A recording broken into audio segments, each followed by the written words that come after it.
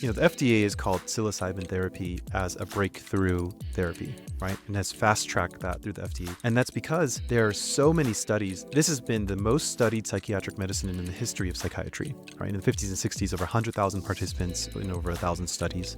And recently, studies by Johns Hopkins, Harvard, Imperial College of London, you name it. Over many different psychedelics, over many different ailments, PTSD, depression, even physical ailments, it seems like it's a panacea of such a broad benefit to whatever it is. We get people who are some of the top performing CEOs in the world, right?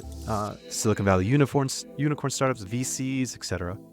We also get combat veterans with complex PTSD. We get first responders, we get teachers, we get starving artists, and everybody comes for their own unique reason.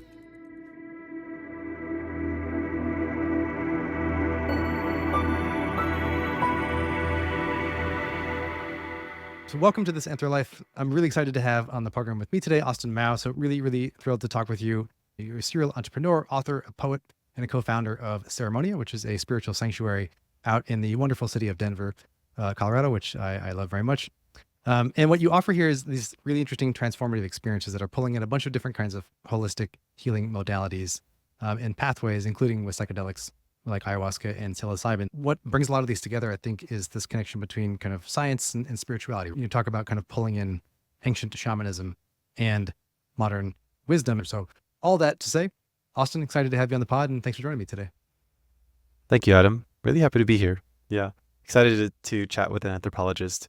I was just with a dear friend, Eric in Meads, who was number 2 to Tony Robbins. And cool. He's an anthropologist, and just having this wealth of knowledge of how we came to be who we are today, the collective we, it was so fascinating every time I opened up a topic with him. I hope to kind of hang in with that level of cool. I think that, that idea too, in terms of how do we think about both our own stories and the collective we and the individual I, is one of the really profound areas that spirituality helps us think about. And so as part of that, I'd love to kind of get your own take. Sometimes I talk about this as your superhero origin story, but just, how do you find yourself moving from kind of tech entrepreneurship into this kind of space that brings together science and spirituality, and then ultimately to opening up an entheogenic church? Yeah, my story is one of happenstance and circumstance. In 2020, I was invited to a retreat, an ayahuasca retreat for founders. And at that time, I already had a bunch of recreational psychedelic experiences. So I had a chip on my shoulder. I remember reading the prep documents in advance, and I'm sitting there in a restaurant in Mexico, and it's like, take this seriously, right? Like, do this diet, do this thing, don't drink caffeine, don't drink alcohol. And then I was like, this is stupid. I closed the laptop and I took a sip of my margarita. And so going into the retreat, I was in this frame of mind of, I'm here for a networking opportunity.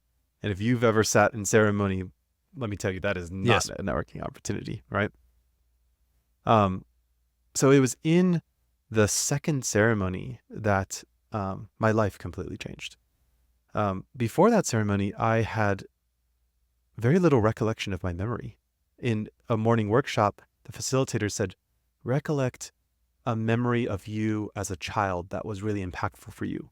And there's something weird about my brain, because what it went to is a memory of me in front of an electrical outlet as a little baby, and then putting my penis inside of it and getting zapped. And my mom was like, okay, well, he's never doing that again. But everything before and after was like a fog, was blank, And so I got curious about that. Like, even a couple months back, and my memory was really foggy. So under the medicine, I started reliving my memories in vivid detail. Like, I could remember turning my locker combination in school. I could remember the books that I read. I could remember my first kiss, and just like, how you're in a dream and it's not like you're observing it on a screen, and you're like living the thing. Yeah. Right. And that's what was happening for me in my revisiting of my memory, going back in time, until it was completely dark. I was under sheets. I was a child. And then I felt horny, and I popped up, and I was like, okay, this is weird. There's no outlet around here. and and then when I went back in, I realized I was sexually touched by someone, my mother's boyfriend at the time, and I was completely unaware. And it was such a huge aha, because at that moment, it became clear to me why I repressed all of my memory. I threw the baby out with the bathwater, you know? And it was that one traumatic incident that led me to feel guilt and shame and confusion and pleasure and all these things a 4-year-old would have known nothing to do with. And I started going forward in time and seeing how I was a bully as a kid. I had sexual confusion as a teenager. I couldn't keep relationships because I just simply couldn't remember all the good times we created together, you know? All the way forward in time to this moment, to that moment where I was on a yoga mat in the jungle, surrounded by 49 other founders going through their own process. There was some guy that was running around naked, screaming, and I was like, okay, that's weird. and I had these tears in my eyes, and I told the shaman, the facilitator at the time, what happened. She's like, oh my God, I'm so sorry. And I said, no, you don't understand. I feel like I was cured of Alzheimer's. Like this gaping hole, this black hole of memory that I didn't have. And then all of a sudden it came flooding back. And that moment was the beginning of the rest of my life. I started writing again. It's now one of my great passions in life. I repaired my relationship with my mom. I repaired my relationship with ex-girlfriend, and a major ex-girlfriend who's now one of my closest friends, like on and on and on. And just who I was before, it wasn't like a new chapter in my life. It was a new sequel to me. Yeah. That's really powerful. Thank you for sharing that and being vulnerable in sharing that as well. Cause I think that's something that it strikes me, because I've both sat for ayahuasca and psilocybin ceremonies as well. And, the first time I did ayahuasca too, I had just moved to Peru for fieldwork, actually for PhD research, and I was going to be there for a couple of years. And I happened to accidentally move in with a shaman. I rented a room from his mother, and it turns out he lived there too. And it's also, there was ayahuasca ceremonies in my living room every 2 weeks. Wow. It was this, funny how the universe works sometimes, but there was this moment I remember too, because like I was feeling this profound sense of loneliness, because like I'm leaving, like I guess a sequel kind of like leaving this other world, my life that I've lived up to that moment, and moving to a whole new space. And that idea around the notions of memories and like who we are, and things that we kind of either repress or put off or like to protect ourselves is a really, both on one hand powerful mechanism that we have to help ourselves heal and to move on. But then at the same time, when we can see plant medicines like this that offer us ways to kind of reconnect or kind of revisit those pieces. And I recall something like that too, is that, I was leaving my, again, this again, profound sense of like, do I feel very disconnected from my past in this sense, and then I remember at this, like the kind of, peak moments there, it was like, I was, sitting there in the bathroom by myself crying. And then my family came to visit me as balloons. I don't know why they were balloons, but they, they floated by. And they're just like, and my grandfather had passed away, came and said, hey, I just want you to know that Wow. I'm still here with you. And I was like, bawling, but also just like this amazing sense of like unity, right? As part of the power of the medicine too, of like, again, it's okay to let go of those things and your loneliness and like the fear, because we're actually all here with you anyway. And so I'm wondering about this too, in terms of the idea of, in your story too, of like the idea of unification, or kind of, I'll think about integration slightly separately, but unification in terms of bringing our kind of whole selves back is that something, is that kind of how you feel the experience works? Or like that's one of the potential powers of these kinds of medicines, is to kind of help bring about the rest of ourselves back together again? Like, how do you think about that? First of all, I'm just going to say I'm going to go deep with you, okay? All right, let's dive in. And I have an assumption, a story of your listeners, that they are deep listeners too. So I think of there being 3 qualities to this concept we know as enlightenment, right? And those 3 qualities are wholeness, nothingness, and oneness/allness. Wholeness being the complete reintegration of all the parts of ourselves that we've repressed, we've projected out, we've suppressed, right? So all the grief, all the anger, all the shame, all the guilt, all the voices inside of us, the parts that carry the burdens of I'm not good enough, or, I don't matter, or I'm ugly, or, those like really tender inner child, wounded inner child voices in internal family systems we call exiled parts. Bringing those back into the fold in this integration of self. I think of nothingness or emptiness as what Ram Dass calls becoming nobody, right? And Ram Dass says you got to become somebody in order to become nobody. And what that is it's a releasing of our identity. Because every time you interact with the outside world, you are holding an identity, right? I get into, and we're constantly shifting identities. It was just Father's Day yesterday. Mm-hmm. By the way, happy Father's Day to you. And you have an identity with your newborn, and that's now as a caretaker, as a father, right? You get in the passenger seat of a car, now you have an identity as a passenger, so on and so forth, right? And the way that we interact with things is we interact through the lens of our identity. So if I'm holding money and I'm looking at the stack of cash in my hands, how I feel about that cash is through the prism of my identity. Do I identify as a poor man or a rich man, a successful man or a struggling man, et cetera, right? By relaxing our identities, we are able to embrace the world with greater openness, right? And a very obvious one is, let's say, Christians versus Islam or something like that, right?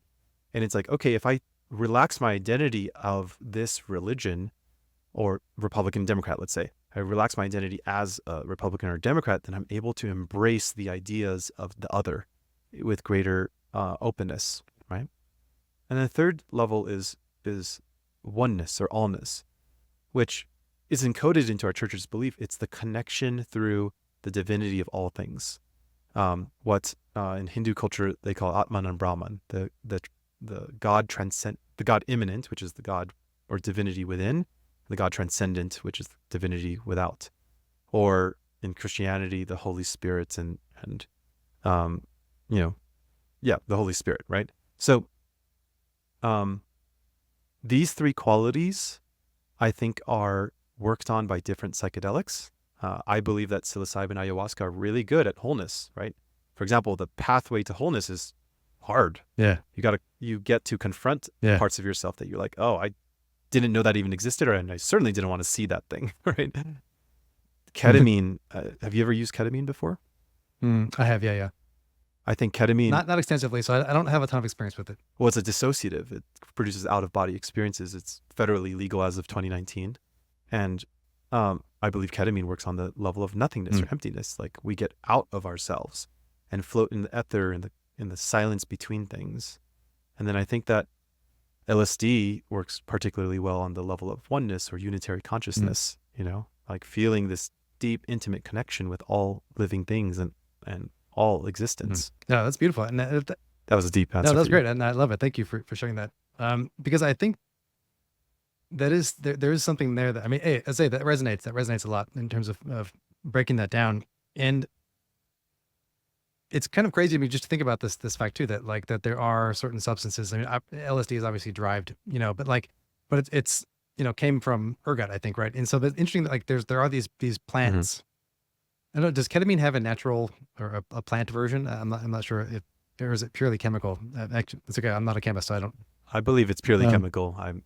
But I'm also not a chemist. That's interesting to kind of to realize that minimally, though, that there are certain receptors and pieces of our neurochemistry in our brains that can work with these different substances, right? That can then provide these kind of levels of effects that we, on the one hand, can't deny, I guess. Because part of it too, I think it's interesting because people, I've heard too that where it's like, meditation is there's many pathways to enlightenment, right? Many pathways up the mountain, as it were, right?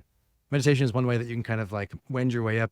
Psychedelics, the metaphor I like sometimes is that it catapults you over the maze right into the center for a second, for a little bit, then you actually back out again. Totally, and that's interesting that there's not only different modalities but different speeds at which people would go, and I think velocities, is part of that as well. And I think there's something really important about the kind of resurgence, I guess, of psychedelics into mental health and into approaching questions and things like enlightenment. Today that we, have seen, of course, all of these, we know psilocybin, has a long history of practice in Central South America, ayahuasca in Peru, in other places like Iboga in Africa, right? In LSD and ketamine that came through some of the magic of chemistry today. And it's really interesting kind of pieces that there's a long history there, but like they're all kind of coming together now, I think, in these interesting ways, And so I think like Ceremonia and the work that you're doing there too is kind of one pathway and one literal place, right, where we can help see the different modalities come together. And so I'm kind of curious to think about that. You have different pathways that you work with folks. So I mean, I want to talk about what you do at Ceremonia. And then we can kind of talk about some of the transformative pathways that you work on there, because I'm kind of curious how you integrate different healing modalities, medicines, and other kind of practices as part of that. So let's start with a little bit like what is Ceremonia to you, and how does it work? So we recently launched a podcast called Modern Enlightenment, and this idea of it's really under the idea that 100 years ago, if you wanted to reach enlightenment, which is often related to as an infinite feeling of peace and joy and love and gratitude, right? Mhm. Who doesn't want to feel that, right? But in order to do that, you'd have to be a horny monk on a mountaintop, right? Yeah. And really bald, Mhm. Yeah. right? For decades. And then with the discovery, or sort of the modern discovery of psychedelics, first in the 50s and 60s, and then now in the resurgence in what we often relate to as the psychedelic renaissance now, like there are more accelerated options, right? But what's really interesting is that we're in what's called the third wave of psychology. The first wave was Pavlov, I ring a bell, dog salivates. Oh, humans are the same way, right? Come here for dinner, you guys. The second is cognitive behavioral therapy, this idea that our thoughts can influence our feelings, right? And the third wave is this more integrated model, which is around mindfulness and the concept of wholeness, right? Internal family systems, Gestalt therapy, somatic experiencing, so on and so forth, right? And what's fascinating is that the third wave of psychology is starting to converge with the thousands of years of ancient wisdom. In fact, we're located between Denver and Boulder in Colorado, and just up the street in Boulder is Naropa University, which is a Buddhist university that's really mainstream now and has lots of courses in Buddhist psychology. It's something very integrated into our program. And what's so exciting about this is that these like thousands of years of wisdom from various different religions and various different spiritual practices, Christianity, Hinduism, Buddhism, Taoism, so on and so forth, are now starting to like make sense in a way with modern science, aka psychotherapy, right? And there's this great book called The Way of the Psychonaut by Stanislav Grof, and he writes in the preface, he's like, science is always catching up to mysticism, right? When before Newton observed the apple falling from the tree and was like, oh, that's gravity, before that, everyone thought it was something mystical that was happening. Yeah. You know what I'm saying? Before Galileo realized that the earth is revolving around the sun, everyone thought that it was the sun and the planets revolving around us, right? And so we're in this really exciting time where the old and the new are converging. And I believe it's incumbent upon practitioners to integrate that.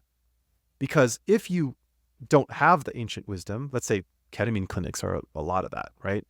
If you don't have the modern techniques, there's a disservice that's happening to yourself, to myself as a facilitator, and to the participants. Because there's so much wisdom and there's so much technology that is available throughout. Yeah, and I think that's a really important point in that, like, we have a wealth, in like our toolbox is huge, right? And kind of thinking about that, right? That there's many ways to kind of work in that. I think I love that point too, that we're kind of thinking about that science is sort of always kind of catching up. And I guess as a tool of discovery, that makes sense, right? It's always kind of say, okay, what is, and how can we talk about that and how can we make sense of it and see what evidence is behind it working.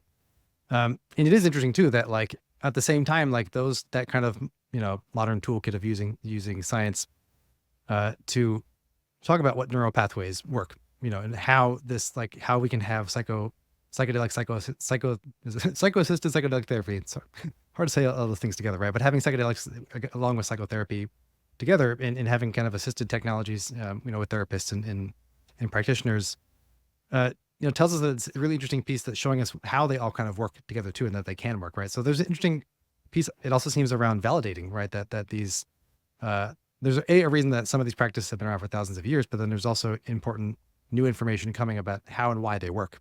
And this is something that as a sort of side story or side note that I found really powerful. Like when I was working in Peru, I was working with indigenous quinoa farmers, Indian farmers in the southern region around Puno. And a lot of the work that I was doing was just how do we put on the same par indigenous knowledge that's built over thousands of years in community around agricultural practices and why this crop goes well with that crop and why plant here versus there and like seasonal changes and things like that. Why that's on the same set of knowledge, at least we need to put it on the same level as kind of new agricultural, like agro-scientific knowledge, right? And that it's not somehow old knowledge versus new, but that they can actually help explain each other and one can validate the other one also. And that, I mean, it was an interesting point of like, how do we, because it's a question of power, right? And it's like, okay, we have new knowledge that's scientific. So therefore we're going to throw out the old indigenous wisdom or knowledge because it's old, right? It didn't tell us how to explain the world today, but it's funny that in so much indigenous practice, we find it actually does tell us how to explain the world today. We've just forgotten how to listen to it, right? We've kind of tuned into it slightly differently, and gotten the sense that we like somehow know better. But then we have to say there's a reason that it stuck around, and so I'm kind of curious in your thoughts too about like when kind of helping people open up to the possibilities of when we can seek a form of enlightenment. I guess are folks kind of coming when you're thinking about running ceremonies or sessions? I'm curious, do folks kind of pop in and say, I'm looking for enlightenment, or they're saying I'm working through a problem, or I'm trying to figure out like where I'm at, because I know you kind of have awaken and transcend different kind of pathways that folks can go through. So how do folks like find their way to what you help them do? I guess, how do people show up at the door? It's a mixed bag, and it's really interesting because, the FDA has called psilocybin therapy as a breakthrough therapy, right? And has fast-tracked that through the FDA. And that's because there are so many studies. This has been the most studied psychiatric medicine in the history of psychiatry, right? In the 50s and 60s, over 100,000 participants in over 1,000 studies. And recently, studies by Johns Hopkins, Harvard, Imperial College of London, you name it, right? And what's so fascinating that over many different psychedelics, over many different ailments, PTSD, depression, even physical ailments, it seems like it's a panacea of such a broad benefit to whatever it is, right? So similarly, we get people who are some of the top performing CEOs in the world, right? We've facilitated a great deal of founders, Fortune 500 executives, Silicon Valley unicorn startups, VCs, etc. We also get combat veterans with complex PTSD. We get first responders, we get teachers, we get starving artists, and everybody comes for their own unique reason, right? It could be like we had someone who came who was about to start chemo treatment the month after our retreat, and was, had what we call in psychology end of life anxiety. I mean, such an extraordinary amount of anxiety you can imagine, right? Mm-hmm. And she came, and in the process was able to have a conversation with her cancer and actually feel unconditional love in herself and pour that into her cancer, just sitting with that, giving it unconditional love like a warm embrace of a mother for hours. And Wow. I just spoke with her the other day, and we're on FaceTime, and she's going through her treatment, her head's bald, etc. And she shared like she doesn't believe that she would have survived this without that experience. Wow. Meanwhile, at the same time, we had one of the top female founders in the world come. This woman is on boards and very sought out, right? Can't name names. And she comes, and she almost didn't show up because she gives me a call 2 weeks in advance and says, hey, I can't make it. I have a double booking. I'm invited to a private dinner with Prince Harry and Meghan Markle. And I'm Fair. just like, okay, well, let's break this down. What's happening for you? Like, how often do you delay your personal needs for some business opportunity? And she's like, okay, I'm coming. And in the process was also experienced a level of unconditional love, self-generated, in a way that she had never experienced before, and has since gone on to found other companies with this intention of spreading that love. Mhm. And and so everyone comes in the top of the funnel with their own unique what they want to work on. Do they want greater performance in their workplace, or do they want to heal from some traumatic incident? But everybody finds the same thing. That's the crazy thing. And there's the woo-woo side of me that can say it's just love, right? Yeah. But really the answer is they find themselves. The healing agent is not the medicine or a teacher or a facilitator or even a practice. The medicine is to find that you are the medicine, right? Mhm. Um, Mhm. and it's a very interesting game because we're in the business of facilitating you to not need us anymore. Mhm. Like Yeah, we're successful if you don't ever need anything like this anymore. Does that make sense? it does. Yeah. It's funny. I mean, I was thinking about this the other day too, in the sense that I think that the best businesses, that should be their model, right? That we shouldn't exist. We don't need, like, art is to solve the problems. We don't need to exist, right? It's an interesting idea of, like, rather than perpetuating your need for my soda, like, I want you to not need the soda, right? Or to get your thirst quenched or whatever it is, you know? Totally. And But that's by the beautiful. way, I love that idea. do you know that Coke has so much sodium in it, and and so much sugar in it because it has so much sodium in it, and has so much sodium in it originally so that it can make you thirsty, so you could want more Coke. Damn it. See, that makes perfect sense though, right? Yeah. But I think, I Yeah, mean, that perhaps is also perhaps a great metaphor for contemporary society too, right? That we build the addiction in to need more of something, right? Versus like, let me arrive to me and then let the rest of it be, you know? totally. Actually something, And this yeah, field yeah. um is not free from that. There, Mm-mm. something that is unique about what we do. So tomorrow we're about to start our 29th retreat in 2 years. Okay. And Cool. like any good founder, we've iterated every single retreat.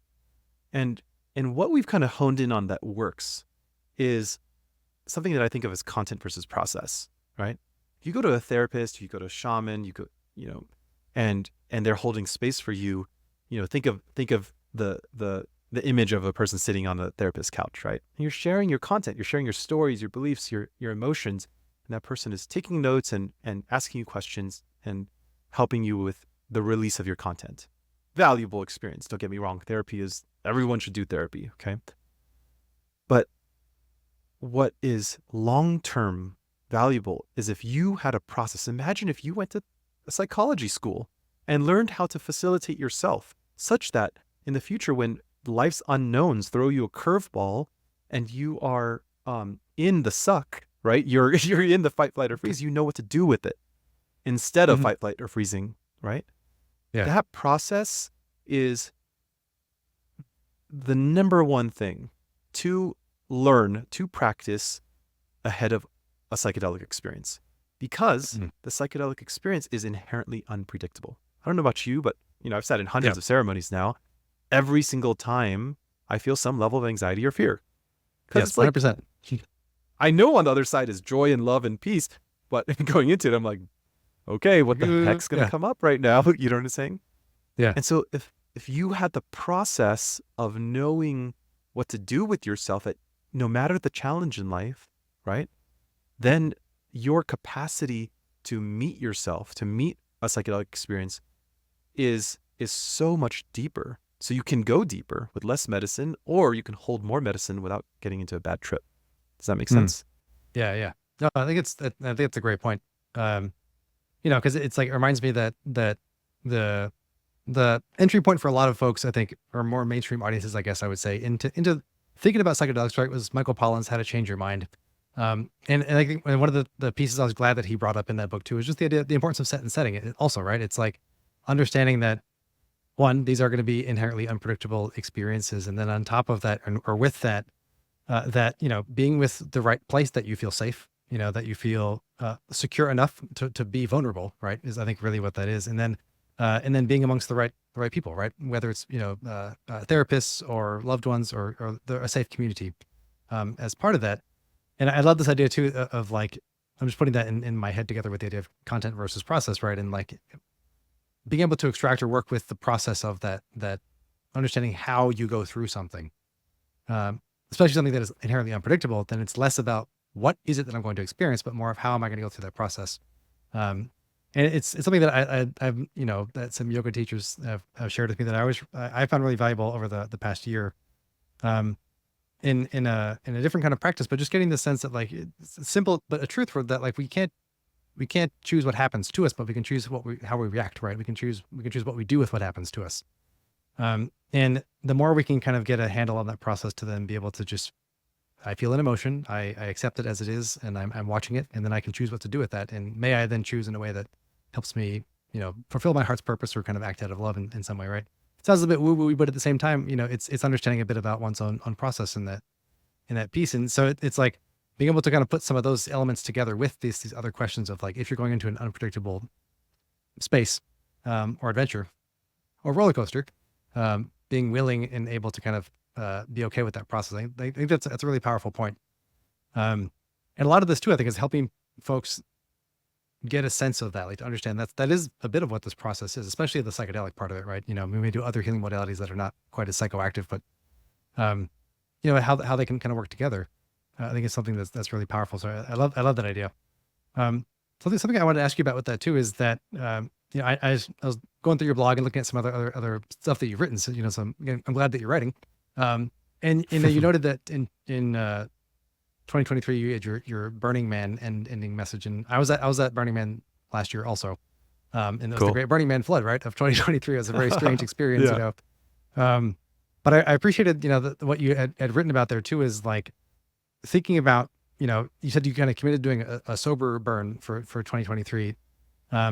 And so I want to think a little bit about that too, because like the other things that you wrote, you said you wanted to kind of be more in tune and honor signals of your body that it was showing you. And like, if you're tired, take a rest, this is, it's funny, I guess, for me particularly, is interesting because this is exactly how I went into 2023 also. And, I know we didn't know each other then, but like, that was also my, like, I'm going to go to Burning Man this year. And like, I don't need to take psychedelics. If they called to me, sure. But like they didn't, and I didn't expect them to. And that was okay. I did a bunch of other, I had some other great experiences, and I think in part because of that, but there was this interesting piece. I'm curious, like how you even thought about this too, right? Because I know I guess I'm asking this because we're talking a lot about psychedelics, but then also like, we don't always have to do that, right? There can be other ways of kind of, as you said, kind of getting to the quest of enlightenment. So I guess I'm coming to your enlightenment piece too, I guess, of, what was that like for you to kind of say, okay, I'm going to go into a typically like psychedelic space. I mean, Burning Man's psychedelic if you're not on drugs anyway, but,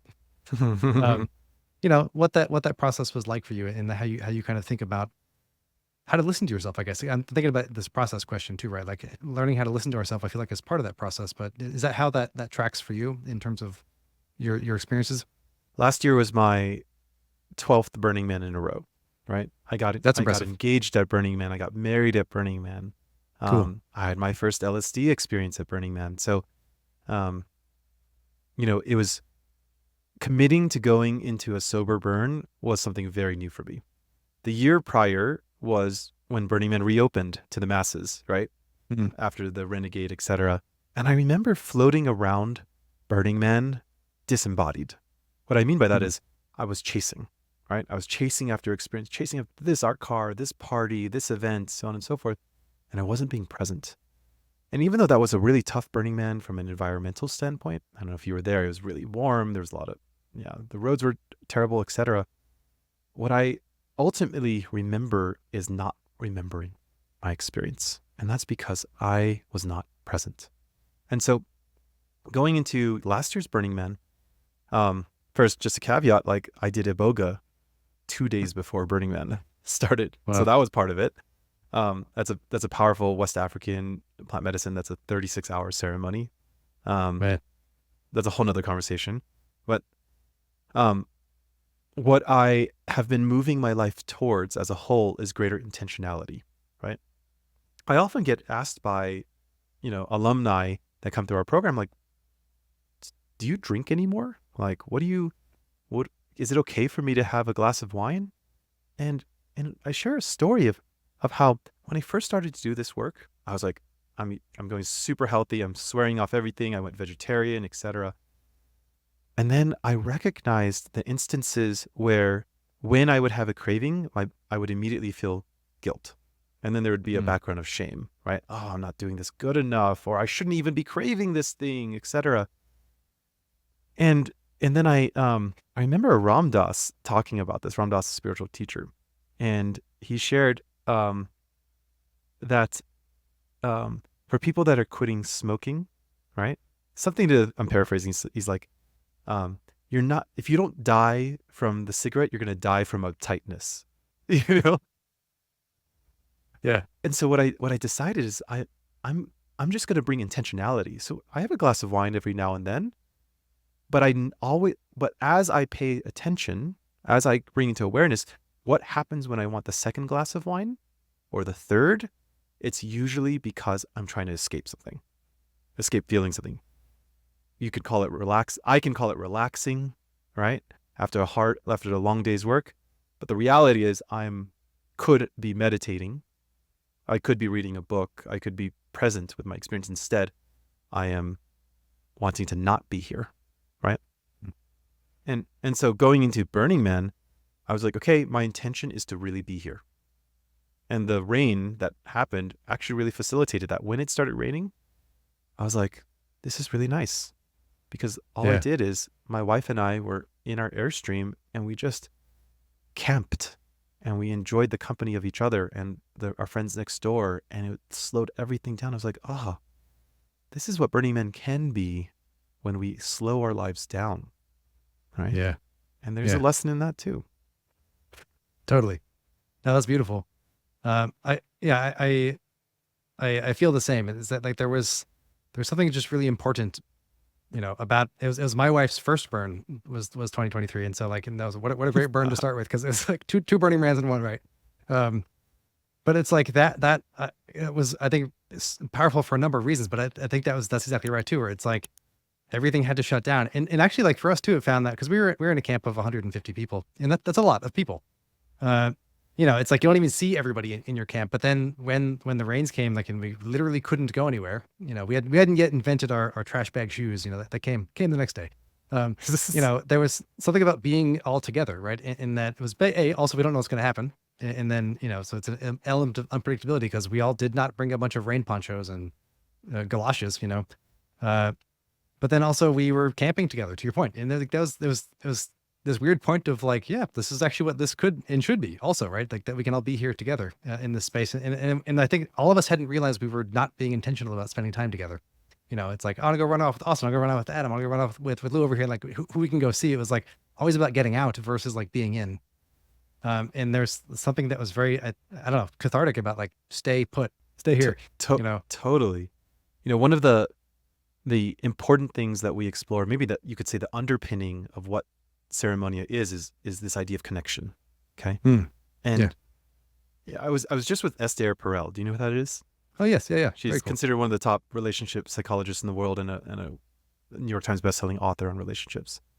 And she's like, she asked the question, what's the last thing you stroke at night and the first thing you caress in the morning? And it's your phone, And the crazy thing is, like, the people that we love the most are often the ones that we most ignore, right? And one of the big revelations that people often have coming out of a Ceremonia retreat is, how can I experience connection? Here's the thing. Everybody craves connection. Everybody, whether you are a child or you're an elderly person, right? But a lot of people don't actually know what connection truly feels like. If I were to ask 10 people on the street, how are you? What's the answers I would get? Okay. Fine, good, okay, great. And they could be miserable. They could be depressed, they could be angry, and they'll still say fine, right? Yeah. And there's this unavailability of self when we're often interacting with people out in the world. And part of that comes from our own unavailability or misattunement of our own selves, right? Developing connection begins with awareness. You can only consciously change what you're aware of, because if you didn't have self-awareness, if you didn't have mindfulness, fine is an appropriate answer, because fine is basically blah. It's neutral. I don't know about you. I've never felt fine one moment in my life. I've been pissed off. I've been depressed. I've been Yeah. joyous and comedic, but what's fine, right? And so by first developing awareness and then developing the aspects of connection, which are being curious, being compassionate in presence with each other. Do you notice, you're an anthropologist, so which is a form of science, right? But do you notice, like, if you're speaking with somebody in your field and they're telling a story of the past, let's say telling a story of someone you don't even know, do you ever have that experience of like your awareness just zooming out? You're just like, they're becoming a little Yeah. speck and you're just zoning out. You know what I'm talking about? Yeah. Kind of, yeah.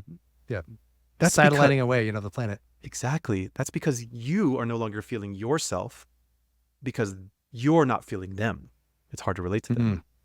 But if I were to share with you, like, I'm feeling this ticklishness in my body right now, and there's this rising energy from my heart to my throat, and it feels like inspiration, and I'm just relating to you what it's like to be me right now. That's the basis of connection, because we're here together.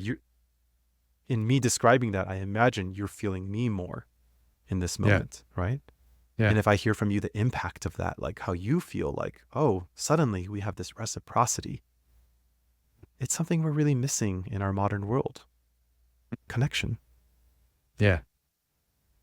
No, I think that's a beautiful point. And I think you're also right, that there's so much that we're looking for, right? And even like, as you kind of were talking about how you were reflecting on like Burning Man 2022 versus 23, it's like there's this feeling of chasing, right? Or always kind of rushing after something also. And like I think that reflects this idea too, that we often feel that profound disconnection, right? And that I think is echoed in this idea of trying to always chase something. And that's where the idea of FOMO comes from too, I think, and like, but I think it's a profound idea for us to even think about as we describe, and even as you said that, as you think of this energy kind of coming up from your heart to your throat as this, like this, this feeling of inspiration and excitement. It's like, I immediately was like, beginning to, empathically try to feel that vibe too. And it's like, that feels great, or even if you had said like, I feel super weird or awkward and unhappy right now or something, I'd say, well, okay.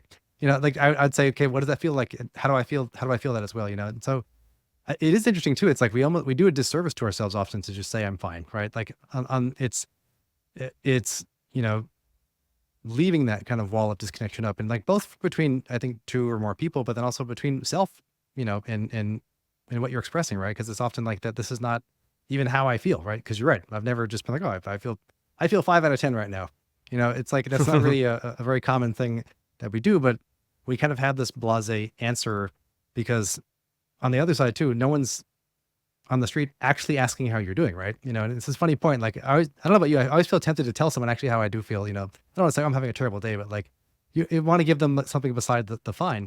When even if you're passing with someone, like I'm not going to make you stop and talk to me for 30 minutes about my day necessarily, but like you want to have a moment of human connection as part of that too. And I think that there's like I see craving for that a lot. In both in the clients that I work for, but then I'll work with, but then also again talking to a friend on the street.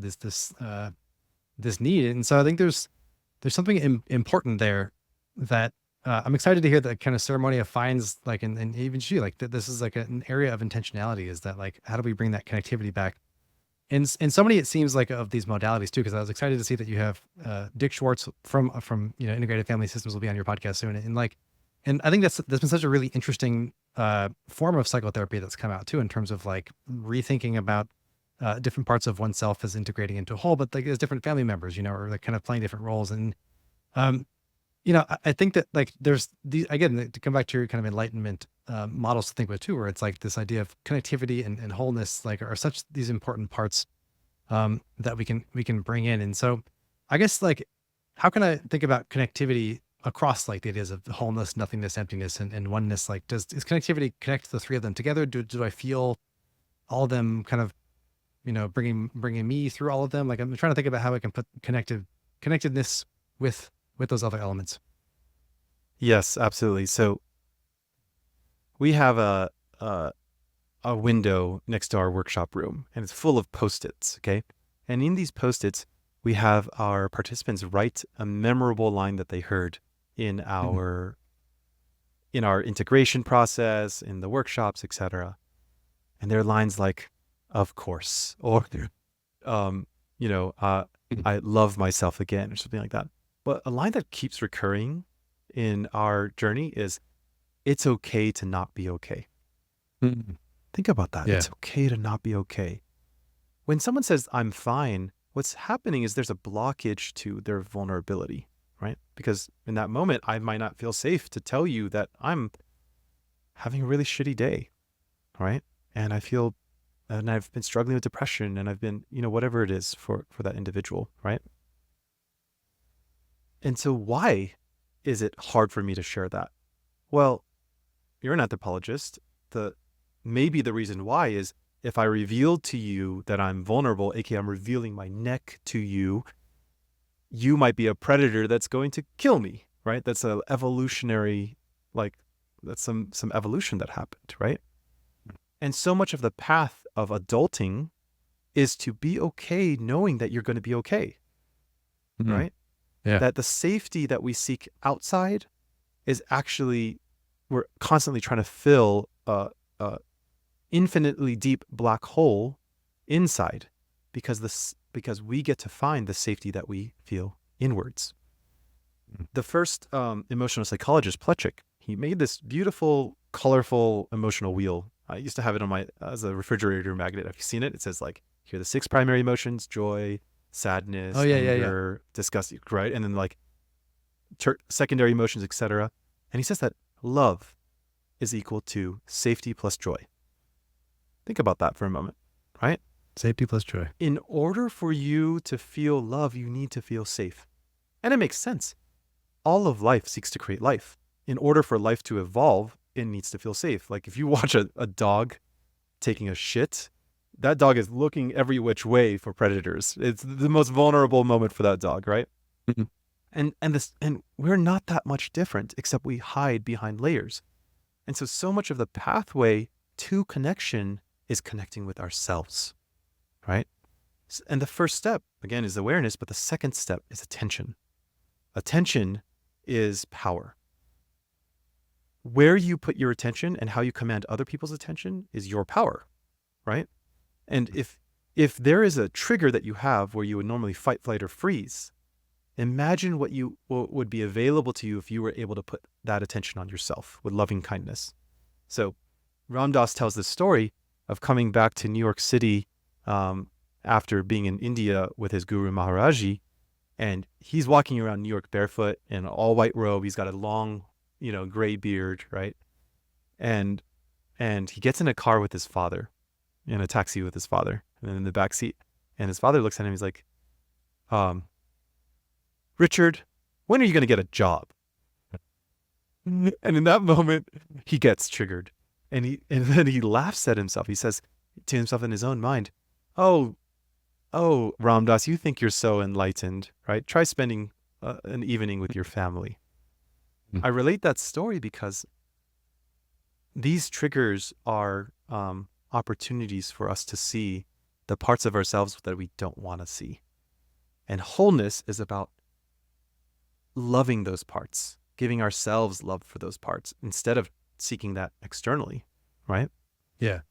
I think that makes me think that there was actually a blog post that you had written also that really hit me too, where you were talking about the learning to embrace anger actually as a potential, like, not to be angry, but just like it's similar to the idea that we may find parts of ourselves that we don't want to embrace or bring up, right? But then the right kind of therapy or medicine or therapies can bring us there, right? And kind of help us come back to them. And in this post, you were talking about this idea of, like, this interesting kind of use of anger in terms of, like, we're able to have a kind of practice, like you're working with 3 other folks, I think, you and your partner, and then, like, figuring out what it meant to, like, kind of talk angrily, and part of it was not to be mad, but just, like, to say that we hide parts of ourselves that we think are ugly of ourselves, right? And anger can often be one of those, which is interesting and obviously in a challenging space, because it's like, I don't want to be aggressive or be seen as angry or whatever it is for to other people, especially to our most loved ones. But so I'm curious, like, about that too, right? And that, because something that you said that was really, really profound in there, in one of your findings too, was that like only by not wanting to share that part of yourself or that pathway of expression, that you ultimately then we're not taking care of yourself or your relationship, right? Because by hiding a part of yourself, or like basically disintegrating or keeping something that we thought was ugly out, didn't help us. And this is a really really powerful thing, just to even think about, again, in like the broader conversation of the integrative practice, right? For kind of bringing ourselves to be more whole, that we can take a psychedelic and therapeutic path. We can also take a, like, let's practice expressing anger healthily, right? In a certain way. So I'm curious to kind of get your experience there to it, and like help folks kind of walk through that idea too, of like that we can take an emotion that we think is ugly, right? And recognize by doing that, if we try to shun it away, we're actually blocking something else important about ourselves and our relationships. Totally. The key word that you use there is healthily, right? Yeah. Because anger is an emotion. Anger, actually, as we're communicating, is a word. Yeah. It's a word, and words, vocabulary, are frameworks for trying to communicate an idea, right? But if you look at what's underneath the idea, the emotion, the feeling of anger, imagine that is an energy that's trapped in your body, okay? And anger can come out explosively, or it can come out in microaggressions. And I was certainly the latter.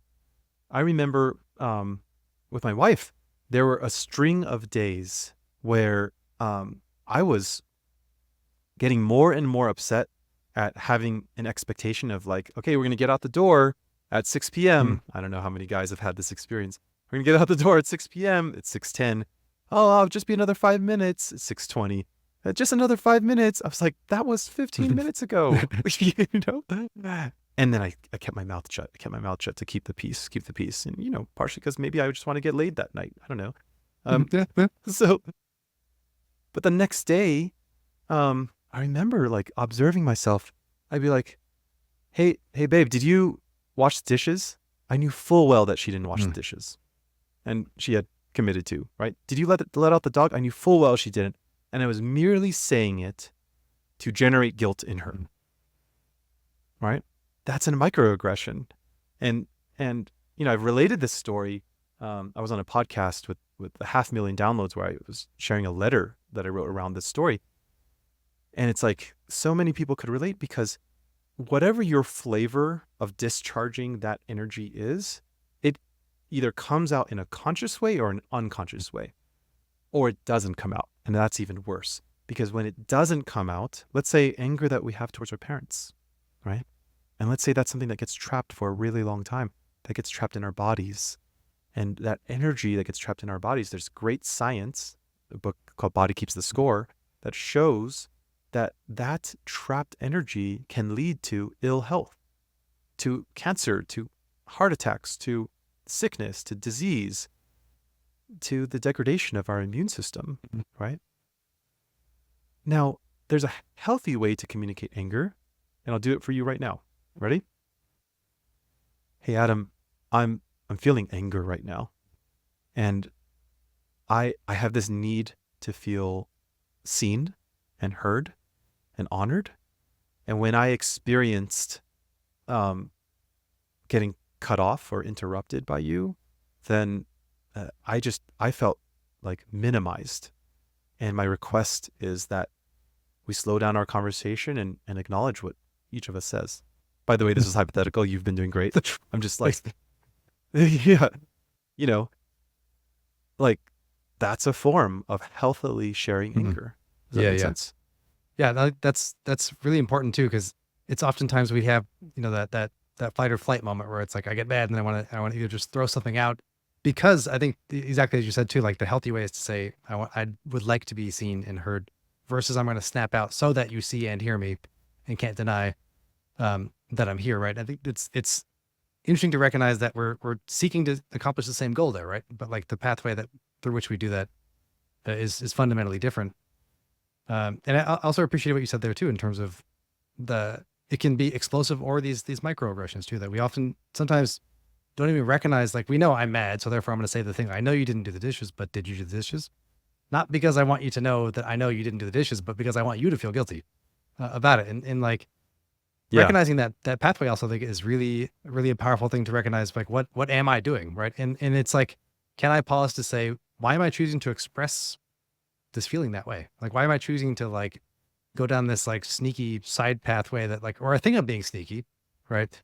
To get, because I want to get something else out. And so like, it is a really interesting kind of piece for us to kind of think about that when we're trying to kind of bring ourselves together, right? It's that there's these parts of us that can be these shadow sides, right? These the kind of shadow work or dark sides, and like but they can even be like these entrance points, like these more negative emotions that we call quote unquote negative, right? But even I think as you very wonderfully demonstrated there, like there's ways to let those go, or to move past them and say, And yeah, and how yeah, and how often have we inhibited ourselves from mm, connection because we haven't mustered the courage or embodied the curiosity to say or explore what we're actually mm, feeling, yeah. right?